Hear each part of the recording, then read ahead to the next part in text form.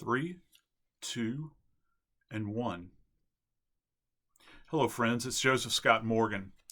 I wanted to discuss with you very briefly about the upcoming trial of Derek Chauvin in Minneapolis, Minnesota, the police officer who has been arrested in connection with the death of George Floyd. I have here before me George Floyd's autopsy report, and my single purpose for making this presentation is to kind of talk about what can we expect at the trial coming up very shortly. And I just wanted to kind of briefly break this down for all of Nancy's followers, and just so that we know which way we're going, because no one can predict the outcome of this trial, beforehand. But let's just understand some of the forensics behind this. I first wanted to kind of start off and tell you all what the specific diagnosis or cause of death was listed as. And I'm going to read this directly from the Hennepin County Medical Examiner's autopsy report.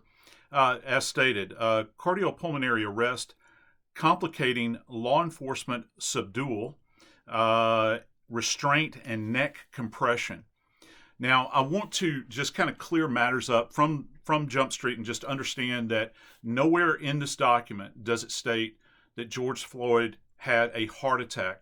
Listen very carefully now.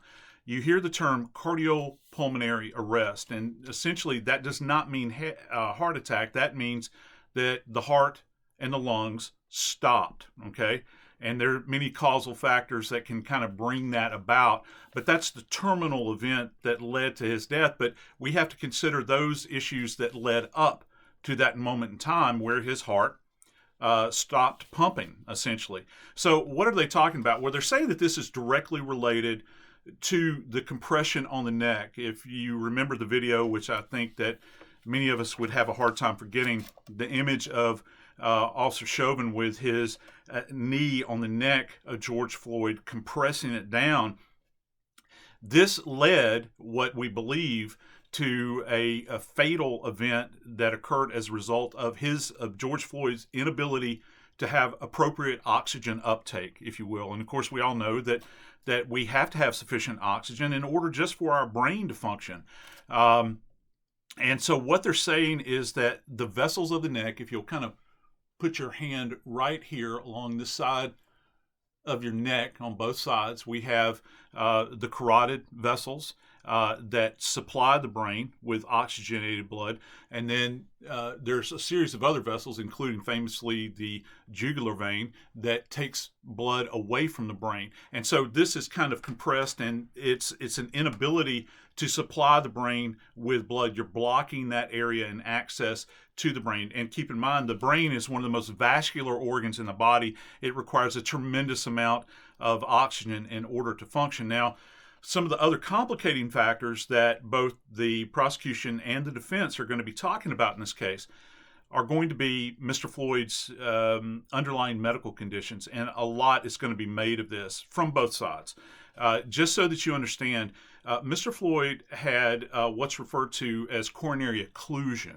And you hear about terms like heart disease and this sort of thing. Kind of let me break this down to you. Two of his major vessels in his heart had 95% narrowing, okay, or coronary artery occlusion, atherosclerotic cardiovascular disease. The left descending had 75% occlusion. This is not necessarily lethal at that moment. However, it is a factor that has to be calculated in to determining the cause of death. Another thing that a lot of people have talked about is the fact that Mr. Floyd's heart is significantly enlarged. A male for his age, a normal healthy heart should be right at about 300 grams. Okay, at autopsy, his heart weighed in excess of 500 grams, and this is indicative of hypertension. Okay, so he had high blood pressure, and that's one of the things that occurs. This diagnosis is specifically called cardiomegalia. And so that, again, is another piece to the puzzle that both the prosecution and the defense will talk about. They'll have both of their experts up on stand. And, of course, we get to the drugs that he had on board. The toxicology test is rather extensive in this case, but the two things that really stand out are certainly the amount of drugs that he had on, or the types of drugs that he had on board, which were fentanyl, okay, which he had a pretty significant amount on board. And fentanyl is a synthetic opiate, okay, so you hear a lot about it in the news. In addition to that, he had traces of methamphetamine, which has a completely different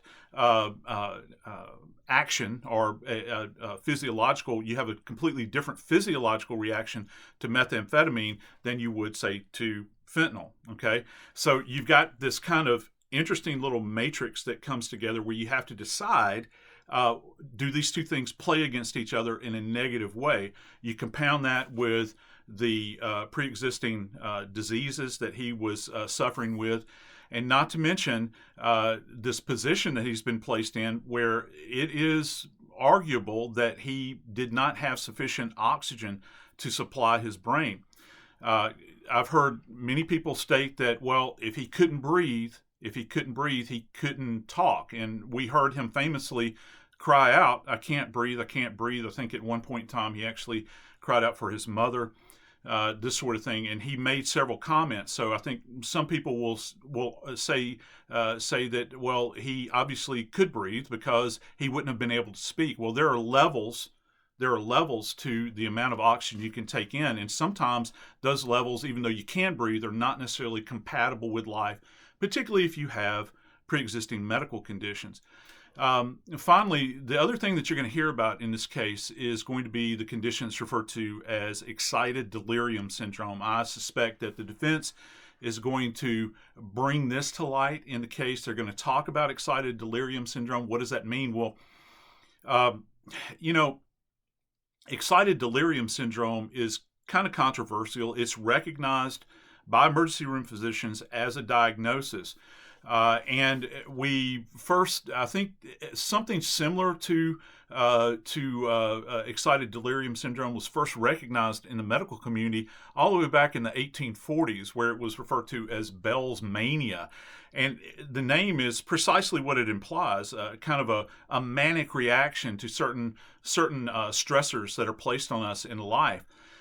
In the modern diagnosis of excited delirium syndrome, many times there's linkage between that, or at least it's put forward that there's linkage between that and drug use. Could that have been the case? Well, the problem with that diagnosis is, and I think that a lot of people in forensics have come to this conclusion, is that if it's purely an excited delirium syndrome diagnosis, most of these individuals are non-vocal. They're not screaming out. They're not vocalizing things specifically like, "I can't breathe."